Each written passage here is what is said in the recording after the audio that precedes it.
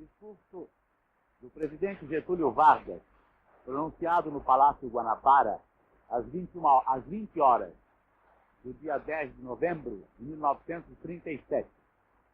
Recebido e gravado no Instituto Nacional do Cinema Educativo. Recebido pela estação PRA2, do Serviço de Radiodifusão do Ministério da Educação. Estação oferecida ao governo pela Rádio Sociedade do Rio de Janeiro. Documento destinado ao Museu Histórico.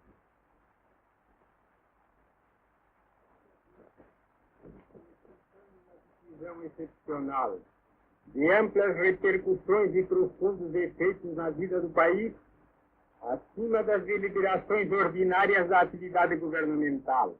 Não pode fugir ao dever de tomá-la, assumindo perante a sua consciência e a consciência dos seus concidadãos as responsabilidades inerentes à alta função que lhe foi delegada pela consciência nacional. A investidura na Suprema Direção dos Negócios Públicos não envolve apenas a obrigação de cuidar e prover as necessidades imediatas e comuns da administração. As exigências do momento histórico e as solicitações do interesse coletivo reclamam, por vezes, imperiosamente, a adoção de medidas que afetam os pressupostos e convenções do regime, os próprios quadros institucionais, os processos e métodos de governo. Por certo, essa situação especialíssima só se caracteriza sob aspectos graves e decisivos nos períodos de profunda perturbação política, econômica e social. A contingência de tal ordem chegamos, infelizmente, como resultante de acontecimentos conhecidos, estranhos à ação governamental, que não os provocou, nem dispunha de meios adequados para evitá-los ou remover-lhes as funestas consequências. Oriundo de um movimento revolucionário de amplitude nacional e mantido pelo poder constituinte da nação, o governo continuou no período legal a tarefa incessada de restauração econômica e financeira. E fiel às convenções do regime, procurou criar, pelo alinhamento às constituições partidárias, uma atmosfera de serenidade e confiança propícia ao desenvolvimento das instituições democráticas. Enquanto assim procedia, na esfera estritamente política, aperfeiçoava a obra de justiça social a que se votara desde o seu advento, pondo em prática um programa isento de perturbações, incapaz de atender às justas reivindicações das classes trabalhadoras, de preferência concernentes às garantias elementares de estabilidade e segurança econômica, sem as quais não pode o indivíduo tornar-se útil à coletividade e compartilhar dos benefícios da civilização. Contrastando com as diretrizes governamentais, inspiradas sempre no sentido construtivo e propulsor das atividades gerais, os quadros políticos permaneciam adstritos aos simples processos de aliciamento eleitoral. Todos os tantos velhos partidos, como os novos em que os velhos se transformaram sob novos rótulos, nada exprimiam ideologicamente, mantendo-se à sombra de ambições pessoais sob predomínios localistas, a serviço de grupos empenhados na partilha dos despojos e nas combinações oportunistas em torno de objetivos subalternos.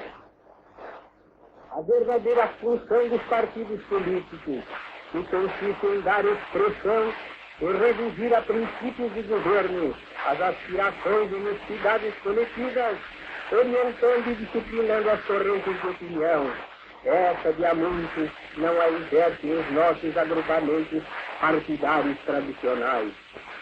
O fato é sobremodo sintomático de lembrarmos que da sua atividade depende o bom funcionamento de todo o sistema baseado na livre concorrência de opiniões e interesses.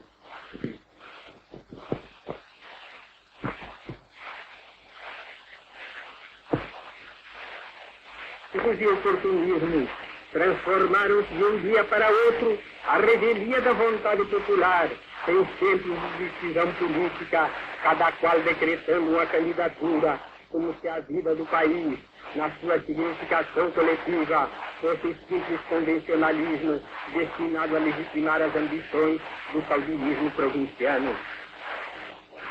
Nos períodos de crise como que atravessamos, a democracia de partidos, em lugar de oferecer segura oportunidade de crescimento e de progresso, dentro das garantias essenciais à vida e à condição humana, subverte a hierarquia, ameaça a unidade pátria e põe em perigo a existência da nação, extremando as competições e acendendo o facho da discórdia civil. Acresce ainda notar que, alarmados pela guarda dos agitadores profissionais, e diante da complexidade da luta política, os homens que não vivem dela, mas do seu trabalho, deixam os partidos entregues ao subidem deles, abstendo-se de participar da vida pública, que só poderia beneficiar-se com a intervenção dos elementos de ordem e de ação construtora. O sufrágio universal passa assim a ser instrumento dos mais audazes e máscara que mal dissimula o conluio dos apetites pessoais e de corrígios. Resulta daí não ser a economia nacional organizada que influi e prepondera nas decisões governamentais, mas as forças econômicas de caráter privado insinuadas no poder e dele se servindo em prejuízo dos legítimos interesses da comunidade. Quando os partidos tinham objetivos de caráter meramente político, como a extensão de franquias constitucionais e reivindicações semelhantes, as suas agitações ainda podiam processar-se à superfície da vida social, sem perturbar as atividades do trabalho e da produção. Hoje, porém, quando a influência e o controle do Estado sobre a economia tendem a crescer, a competição política tem por objetivo o domínio das forças econômicas e a perspectiva da luta civil espia a todo momento os regimes dependentes das flutuações partidárias, é substituída pela perspectiva incomparavelmente mais sombria da luta de classes. Em tais circunstâncias, a capacidade de resistência do regime desaparece e a disputa pacífica das urnas é transportada para o campo da turbulência agressiva e dos choques armados. É dessa situação perigosa que nos vamos aproximando. A inércia do quadro político tradicional e a degenerescência dos partidos em clãs facciosos são fatores que levam necessariamente a armar o problema político, não em termos democráticos, mas em termos de violência e de guerra civil. Os preparativos eleitorais foram substituídos em alguns estados pelos preparativos militares, agravando os prejuízos que já vinha sofrendo a nação, em consequência da incerteza e instabilidade criadas pela agitação facciosa. O caudilismo regional, dissimulado sob a aparência de organização partidária, armava-se para impor à nação as suas decisões, constituindo-se assim em ameaça ofensiva à unidade nacional.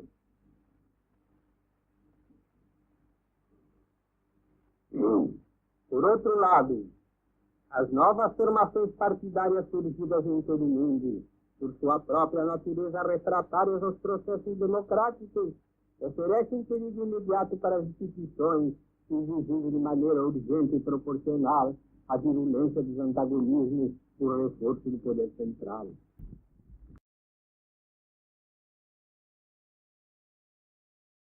Responsabilidades indicavam imperativamente o dever de restaurar a autoridade nacional.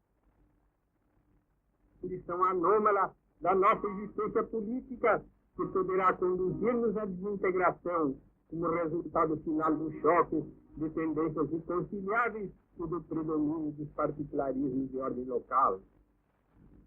Colocado entre as ameaças caudilhescas e o perigo das formações partidárias sistematicamente agressivas, a nação, embora tenha por si o patriotismo da maioria absoluta dos brasileiros e o amparo decidido e vigilante das Forças Armadas, não dispõe de meios defensivos eficazes, dentro dos quadros legais, vendo-se obrigado a lançar mão, de modo normal, de medidas excepcionais que caracterizam o estado de risco iminente da soberania nacional e da agressão externa. Essa é a verdade que precisa ser proclamada acima de temores e subterfúgios.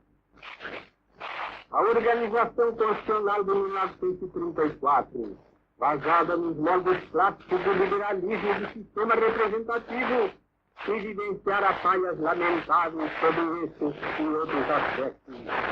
A Constituição estava, evidentemente, antidatada em relação ao espírito do tempo. Destinava-se a uma realidade que deixara de existir. Transformada em princípios cuja validade não resistira ao abalo do crise mundial, expõe as instituições por ela mesma criadas à investida de seus inimigos, com a agravante de enfraquecer e amenizar o poder público. O aparelhamento governamental instituído não se ajustava às exigências da vida nacional, onde dificultava-lhe a expansão e inibia os movimentos. Na distribuição das atribuições legais não se colocara como deveria fazer em primeiro plano o interesse geral.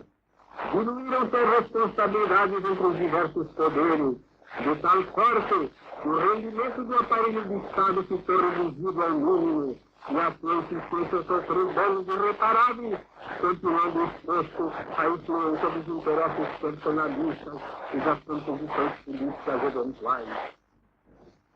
Não obstante o esforço feito para evitar os intervenientes das assembleias exclusivamente políticas, o poder legislativo, no regime da Constituição de 34, mostrou-se irremediavelmente inoperante.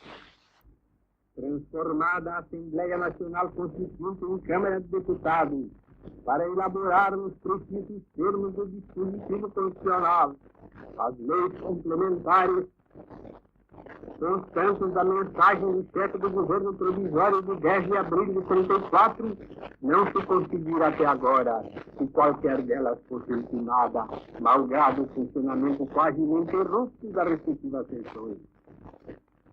Nas suas pastas e comissões se encontram aguardando deliberação numerosas iniciativas de inadiável necessidade nacional, como sejam o Código do Ar, o Código das Águas, o Código de Minas, o Código Penal, o Código do Processo, os processos da Justiça do Trabalho, da criação do Instituto do Mato e do Trigo, etc. Não deixaram, entretanto, de ter andamento e aprovação medidas destinadas a favorecer interesses particulares, algumas evidentemente contrárias aos interesses nacionais, que por isso mesmo receberam o voto do Executivo.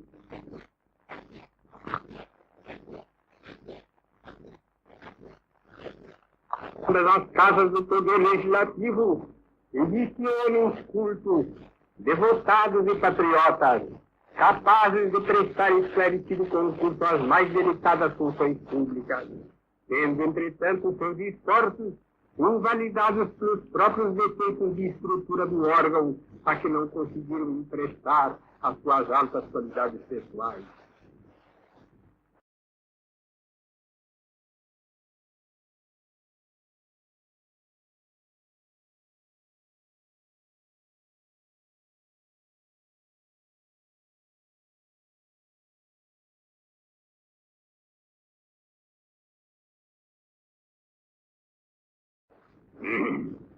O governo atual herdou os erros acumulados em cerca de 20 anos de artificialismo econômico, que produziram um efeito catastrófico de reter estoques e valorizar o café, dando resultado fruto da produção em outros países, apesar dos esforços empreendidos para equilibrar por meio de cotas a produção e o consumo mundial da nossa mercadoria básica, procurando neutralizar a situação calamitosa encontrada em 1930, iniciamos uma política de descongestionamento, salvando da ruína a lavoura cafeeira e encaminhando os negócios de modo que fosse possível restituir sem abalo o mercado do café às suas condições normais. Para atingir esse objetivo, cumpria aliviar a mercadoria dos pesados ônus que encareciam o que será feito sem perda de tempo, resolvendo-se o problema da concorrência no mercado mundial e marcando decisivamente para a liberdade do comércio do produto. No concernente à dívida externa, o serviço de amortização em juros constitui questão vital para a nossa economia. Enquanto foi possível o sacrifício da exportação de ouro a fim de satisfazer as prestações estabelecidas, o Brasil não se recusou a fazê-lo.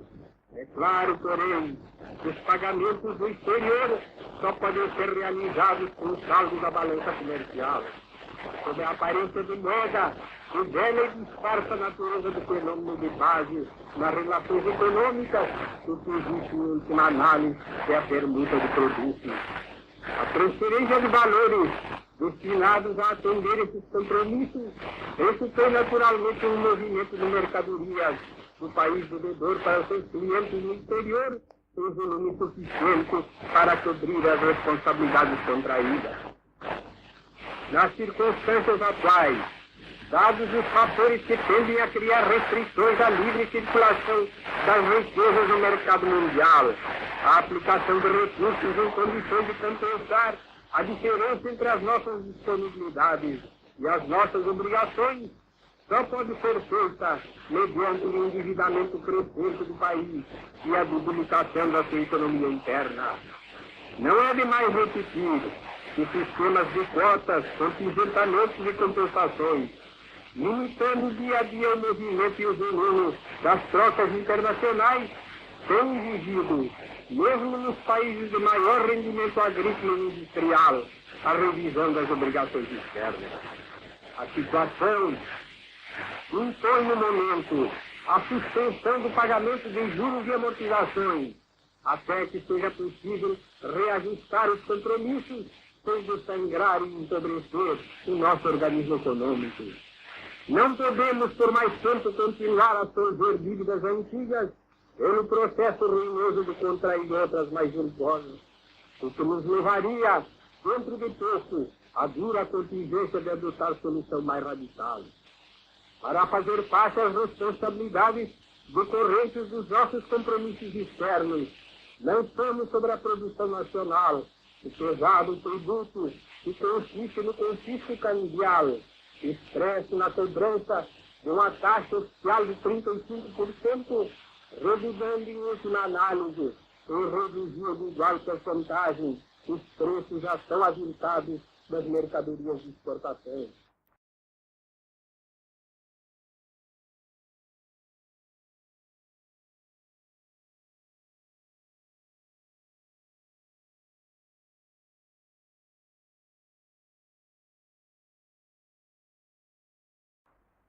Por outro lado, essas realizações exigem que se instale a grande siderurgia, aproveitando a abundância de minério num vasto plano de colaboração do governo com os capitais estrangeiros que pretendam um emprego remunerativo, e fundando, de maneira definitiva, as nossas indústrias de base, em cuja dependência se acha o magno problema da defesa nacional.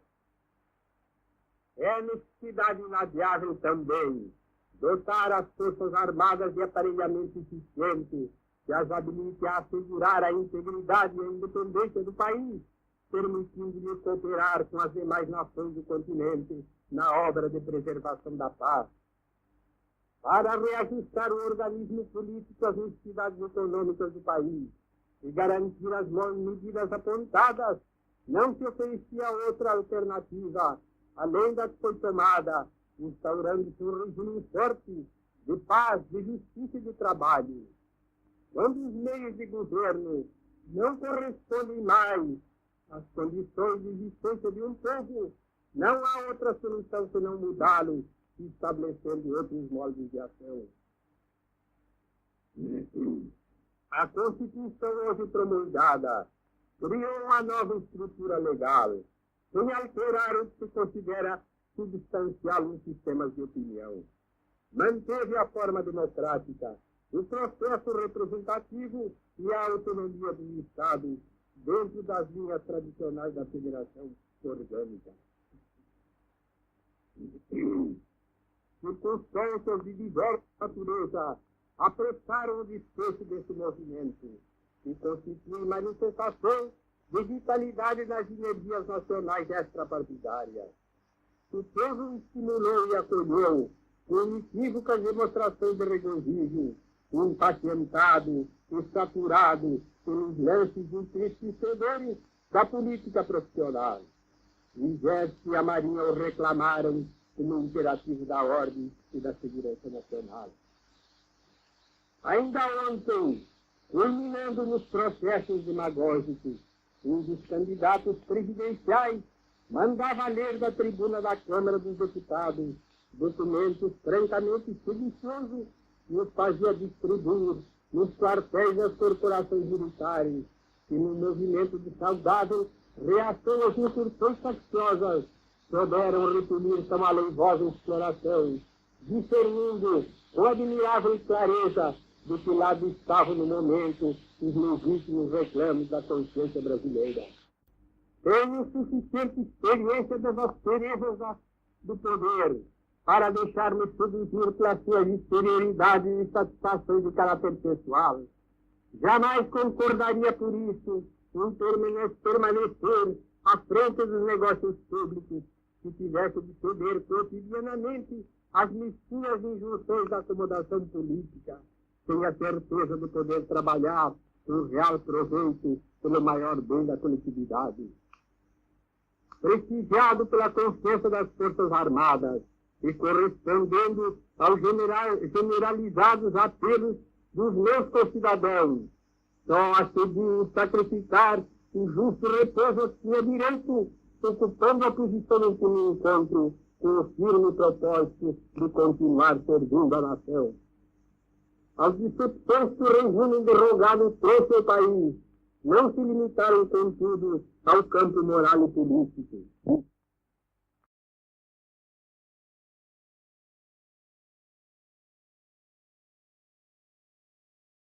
Acontecer uma assembleia política em que, é óbvio, não se encontram os elementos essenciais das suas atividades. A representação profissional deve constituir um órgão de cooperação na esfera do poder público em condições de influir na propulsão das forças econômicas e de resolver o problema do equilíbrio entre o capital e o trabalho. Considerando de frente acima dos formalismos jurídicos a lição dos acontecimentos, chega-se a uma conclusão ineludível a respeito da gênese política das nossas instituições. Elas não corresponderam desde 1889 aos fins para que se destinavam.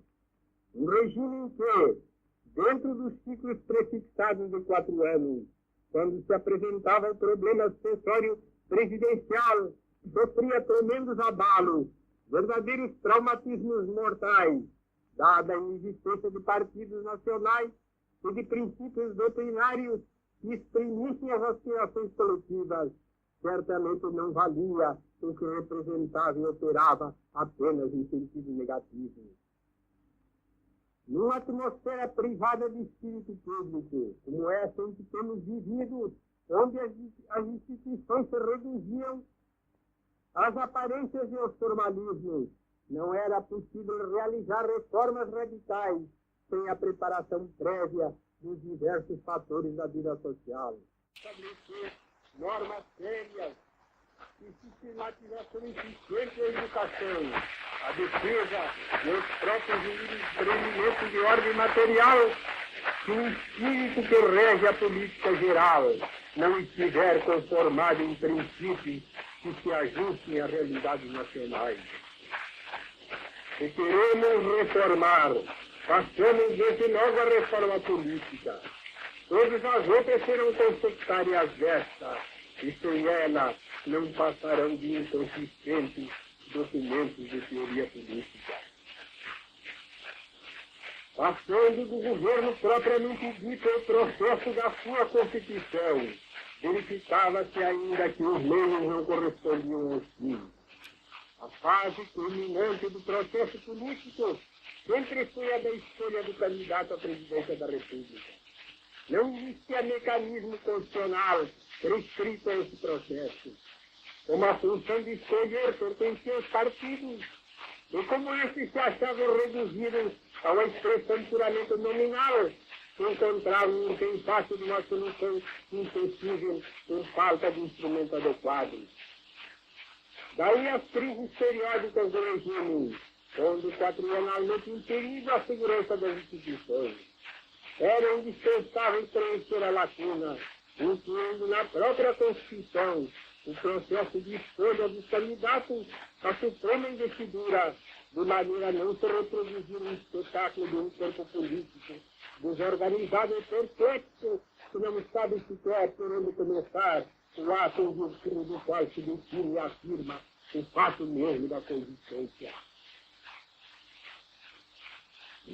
A campanha presidencial de que tivemos apenas um time de ensaio não podia assim encontrar, como efetivamente não encontrou, repercussão no país. Pelo seu silêncio, a sua indiferença, o seu desinteresse, a nação pronunciou julgamento irrecorrível sobre os artifícios e as manobras que se habituou a assistir periodicamente, sem qualquer modificação no quadro governamental que sucedia às contendas eleitorais. A gravidade da situação que acabo de descrever em rápidos traços está na consciência de todos os brasileiros. Era necessário e urgente optar pela continuação desse estado de coisas ou pela continuação do Brasil. Entre a existência nacional e a situação de caos, de irresponsabilidade e desordem em que nos encontrávamos, não podia haver meio termo ou contemporização. Quando as competições políticas ameaçam degenerar em guerra civil, é sinal de que o regime constitucional perdeu o seu valor prático, subsistindo apenas como abstração. A tanto havia chegado o país. A complicada máquina de que dispunha para governar-se não funcionava. Não existiam órgãos apropriados através dos quais pudesse exprimir os pronunciamentos da sua inteligência e os decretos da sua vontade. Restauremos a nação na sua autoridade e liberdade de ação. Da sua autoridade, dando-lhe os instrumentos de poder real e efetivo, com que possa sobrepor-se às influências desagregadoras internas e externas. Na sua liberdade, abrindo o plenário do julgamento nacional sobre os meios e os fins do governo e deixando-a construir livremente a sua história e o seu destino.